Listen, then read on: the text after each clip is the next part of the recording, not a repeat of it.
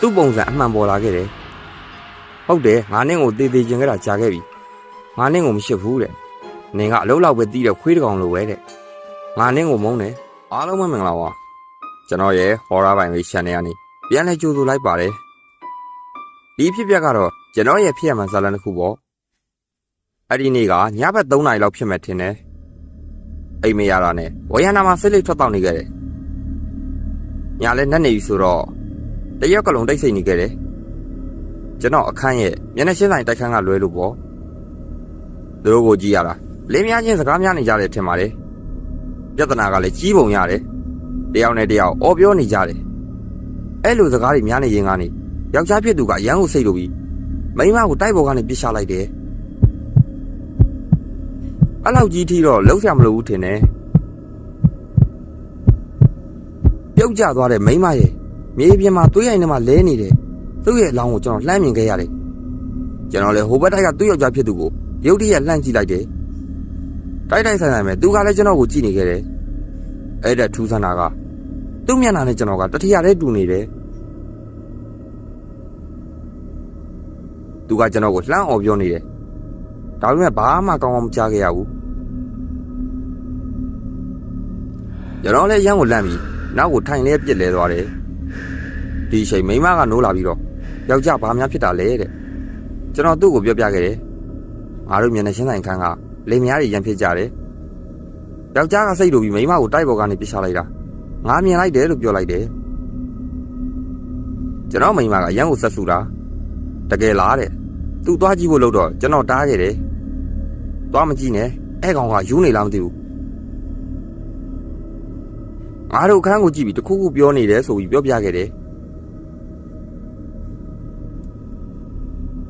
ခဏကြာကျွန်တော်ရဲကိုဖုန်းခေါ်ခဲ့တယ်ကျွန်တော်တို့တိုက်မျက်နှာရှင်းဆိုင်တိုက်ခန်းကလူတက်မှုတစ်ခုဖြစ်သွားတယ်ယောက်ျားကမိန်းမကိုတိုက်ပေါ်ကနေပြစ်ချလိုက်တာကျွန်တော်မြင်လိုက်တယ်ဆိုပြီးသတင်းပေးခဲ့တယ်ရဲတွေရောက်လာတဲ့အချိန်ကျကျွန်တော်စောနာပြောခဲ့သလိုဘာလောင်းမှရှိမနေခဲ့ဘူးကျွန်တော်ရဲတွေကိုအလုံးရှောင်းအောင်လုပ်သလိုဖြစ်သွားခဲ့တယ်ရဲကြီးကလည်းတော်တော်ကိုစိတ်ဆိုးနေတယ်ညာကြီးမင်းကြီးကိုမင်းလှမ်းနှောက်နေတာလားတဲ့နောက်တစ်ခါဆိုမင်းကိုတာဝန်နှောက်ယှက်မှုနဲ့ဖမ်းမယ်တဲ့ကျွန်တော်ပဲအမြင်မှားတာလားတော့မသိတော့ပါဘူးကျွန်တော်မိန်းမကတော့အားပေးရှာပါတယ်ယောက်ျားရှင်အလုပ်တွေများလို့စိတ်တွေဖိစီးနေတာကြောင့်နေမယ်တဲ့အဲ့ရဝင်ဖို့ဖြောင်းပြခဲ့တယ်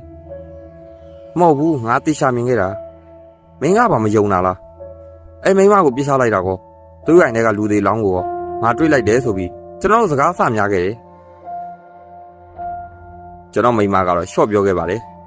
သူသိပါတယ်တဲ့ညဘက်ဒီအိပ်ပြောအောင်သူဖြော်ထားတဲ့ green tea လေးကိုတိုက်တယ်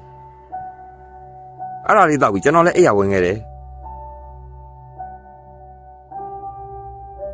ခဏကြာစောနာအပြစ်ဆိုးကြီးကအိမ်မထက်ပြန်ပေါ်လာပြန်တယ်အဲ့လူရဲ့မျက်နှာကကျွန်တော်နဲ့ရွှတ်ဆွတ်တူနေတာကိုတော့မိမကိုပြောပြမထားဘူးဒီအိမ်မဆိုးတွေကြောင့်နောက်တစ်ပတ်လောက်ကြာတော့ကျွန်တော်ပြင်းထန်ဆဖျားခဲ့တယ်ကျွန်တော်မျက်နှာကလည်းရဲရဲသာကြမ်းတော့တယ်မန်ကိုကြည့်ရင်လည်းအဲ့ညကလူရဲ့မျက်နှာကိုပဲပြန်မြင်နေရတယ်ကျွန်တော်မှစိတ်ကြယောဂဆွဲနေပြီလို့ထင်တယ်အဲ့ဒါကြောင့်စိတ်ကန်းကိုသွားတော့ကျွန်တော်ရဲ့ကြောက်ကစတင်ပျက်စီးစာပြုတ်နေပြီတဲ့ဒီအကြောင်းကိုတော့မိမကိုမပြောပြရက်ဘူးသူ့အတွက်အရန်အလုပ်တွေပုံမှာဆိုလို့အခုလဲကျွန်တော်အတွက် green tea တစ်ခွက်ကိုဖြော်လာခဲ့တယ်ကျွန်တော်ကျမကြီးကလည်းရှင်းနေပို့ဆိုးလာတယ်အလုပ်ကနေနားလိုက်ရတယ်ကျွန်တော်မိမကတော့အလုပ်ကိုပုံမှန်သွားရှာပါတယ်တနေ့တော့ကျွန်တော်ဝမ်းနဲ့ရန်ကိုကြိုက်လာတယ်အိမ်မှာဆေးများရှိမလားလို့ကျွန်တော်လိုက်ရှာခဲ့သေးတယ်ဘာဆေးမှကိုမတွေ့ခဲ့ဘူးကျွန်တော်အမှတ်ရတာကမိမနေတိုင်းဖြော်လိုက်တဲ့ green tea လေးကိုပဲအဲ့ဒါကြောင့်မိဖို့ကြောင့်လည်းကိုသွားရှာခဲ့တယ်အထောက်ကိုတွေ့တာနဲ့ရေနွေးလေးနဲ့တစ်ခွက်ဖြော်ပြီးပူပူလေးတောက်လိုက်တယ်ဒီအချိန်မှာထူးဆန်းတာတခုကိုကျွန်တော်သတိထားမိခဲ့တယ်အဲ့ဒါကအရင်မိမဖြော်တိုက်နေကြ green tea ရတာနဲ့လုံးဝကိုကွဲနေတယ်အဲ့ဒါနဲ့နောက်ထပ်ဘာများရောလဲဆိုပြီး patient ကိုထပ်ပြီးမှွေးနှောက်ရှာခဲ့တယ်ပကန်းနေထားတဲ့နောက်မှာအင်ဂျင်ဝိုင်းတစ်ဘူးကိုတွေ့ခဲ့တယ်ဒီဘူးကိုမိမဘယ်နေရာမှာများသုံးလဲလို့ကျွန်တော်တွေးနေခဲ့တယ်ကျွန်တော်အတွေ့အကြုံရုတ်တရက်ဝင်လာတာကတနေ့ကျွန်တော် kitchen နဲ့ဝင်တော့ကျွန်တော်မိမကအပြင်ကိုထွက်ဖို့ပြောတယ် အဲတုန်းကတော့ကျွန်တော်ပြင်မဆိုလို့ထင်ခဲ့တာအခုတော့ကျွန်တော်လည်းထပ်ဆန်းသက်ခဲ့တယ်ဇောနာကဖြော်ထားတဲ့ green tea တွေကိုအင်ဂျင်ဝိုင်အနေငယ်ထည့်ပြီးစမ်းတောက်ကြည့်ခဲ့တယ်ဟုတ်တယ်ဒီရတာပဲသူမကမယုံနိုင်စရာပဲသူကျွန်တော်အပေါ်ဘာလို့များဒီလိုလုံနိုင်ရတာလဲနောက်တနေ့တော့ကျွန်တော်လည်းနောက်ထပ်ဆေးရုံတစ်ခုကိုဆေးသွားစစ်ခဲ့တယ်ဆေးရုံကပြောတယ်အသေးနဲ့ကြောက်ကအနေငယ်ပျက်စီးစာပြုနေပြီတဲ့ဘာလို့လဲဆိုတော့အမည်မသိဆက်စီတစ်မျိုးကိုစားသုံးနေပြီလို့တဲ့ဆရာဝန်ကကျွန်တော်ကိုပြောတယ်ဒီလိုသာဆက်ပြီးစားသုံးနေမှဆိုရင်နောက်ထပ်တိတ်ကြကြီးနေရနိုင်ခြင်းမရှိတော့ဘူးတဲ့ဒါပေမဲ့ပြန်လဲကုသလို့တော့ရနိုင်ပါသေးတယ်တဲ့ကျွန်တော်မေးခဲ့တယ်တေချာလို့လားဗျာအရင်ဆရာဝန်ပြောတာတော့ဘာဆေးမှမတိုးတော့ဘူးတဲ့ကျွန်တော်မကြခင်သေရတော့မယ်ပဲပြောတယ်ဆရာဝန်ကထပ်ပြောတယ်ဘယ်ဆေးကန်းကစစ်ပေးတာလဲအခုမှအစကိုဘာလို့ဒီလိုစကားမျိုးဆရာဝန်တွေကပြောရတာလဲလို့ပြန်ပြောတယ်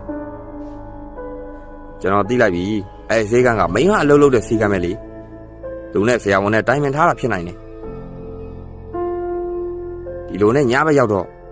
သူမကထုံးစံအတိုင်း green tea တစ်ခွက်ကိုကျွန်တော်အတွက်ဖြော်လာပြီးတယ်နောက်သူထွက်သွားတော့ကျွန်တော်တွန်ပလိုက်တယ်နောက်ပြီးသူမဘာတွေများလုပ်နေလဲဘယ်သူနဲ့ဖုန်းနေပြောနေလဲဆိုတာကိုရှောင်းပြီးကျွန်တော်နားထောင်ခဲ့တယ်သူမကတယောက်ယောက်နဲ့ဖုန်းပြောနေခဲ့တယ်သူပြောနေတာကနောက်2လ3လလောက်တော့စောင့်ပါဦးနဲ့အဲရှိန်ဆိုသူသိဖို့များတယ်တဲ့ပြီးတော့ငါတို့တူတူနေနိုင်တော့မှာပါတဲ့ငါတို့နောက်နေ့မှဆေးရုံမှာတွေ့ကြမယ်တဲ့ကျွန်တော်အတွက်တော့ဒါကပထမဦးဆုံးကျွန်တော်ရမ်းရှိရတဲ့ကျွန်တော်မိန်းမစီကစကားပဲကျွန်တော်အရန်ကိုထိတ်လန့်သွားတယ်ကျွန်တော်အသက်ကိုမှန်မှန်ရှူတယ်ဘာမှမတွေးနိုင်တော့လို့အိပ်ရဝင်ခဲ့တယ်ခဏကြာတော့မိန်းမကကျွန်တော် green tea ခွက်ကိုတေးသေးချာချာဆက်ဆေးနေတယ်ကုံအောင်တောက်ရလားလို့ပေါ့ကျွန်တော်လည်းတေချာစဉ်းစားနေခဲ့တာသူ့ကိုဓာတ်ရိုက်မေးတင်လားဒီလိုစကားတွေပြောတင်လားကျွန်တော်ကိုဘာကြောင့်တက်ရှင်နေရတာလဲဆိုတာကိုပေါ့နောက်တော့အိမ်မရတာနဲ့အဲကန်းထဲကိုသူ့ကိုခေါ်ပြီးစကားတခြားစပြောတယ်မိမငါနင်းကိုရှစ်တယ်ငါဘွားတက်တောင်မင်းကိုပိုးရှစ်သေးတယ်ဒါကိုတောင်မှမင်းကငါ့ကိုဘာလို့တက်ရှင်ရတာလဲလို့မေးလိုက်တယ်ကျွန်တော်မေးကုန်ကြောင့်သူ့မျက်နှာအမူအရာပြတ်သွားတယ်ရှင်ကျမကိုဘာတွေပြောနေတာလဲတဲ့မင်းငါ့ကိုမလိမ်နဲ့မင်းတိုက်နေတဲ့ green tea ထဲမှာအင်ဂျင်ဝိုင်နေရောထည့်ပြီးငါ့ကိုတတ်ဖို့လုပ်နေတာကိုငါသိပြီးပြီနင်ငါ့ကိုဘာမှထပ်မလိမ်နဲ့လို့ပြောခဲ့တယ်သူမကလည်းသူမဟုတ်ပါဘူးဆိုတာတွေကိုပြန်ခံပြောနေတယ်ကျွန်တော်လည်းဆရာဝန်နဲ့ပြောခဲ့တဲ့စကားတွေရဲ့သူညင်းမရအောင်မိထားတယ်ဆိုတာတွေကိုပြောတော့သူ့ပုံစံအမှန်ပေါ်လာခဲ့တယ်ဟုတ်တယ်ငါနင့်ကိုတေးသေးခြင်းခဲ့တာကြာခဲ့ပြီငါနင့်ကိုမရှိဘူးတဲ့နင်ကအလုံးလောက်ပဲတီးတဲ့ခွေးတကောင်လိုပဲတဲ့ငါနင့်ကိုမုန်းတယ်ကျွန်တော်လည်းနင်ငါ့ကိုမုန်းနေရင်ကွဲလိုက်လို့ပြောလိုက်တယ်ဘာလို့ငါ့ကိုတတ်ဖို့ကြိုးစားရတာလဲလို့မေးခဲ့တယ်သူမဘက်ကမဆိုင်မတော့ပြန်ဖြေတယ်နင့်ကိုတတ်မှနင့်ပိုင်ဆိုင်မှုတွေအိမ်တွေငွေတွေငါရမှာပေါ့တဲ့အဲ့ဒါမှငါသိရှိရတယ်ငါရှစ်သူနဲ့ပျော်ပျော်ရွှင်ရွှင်ပေါင်းရမှာတဲ့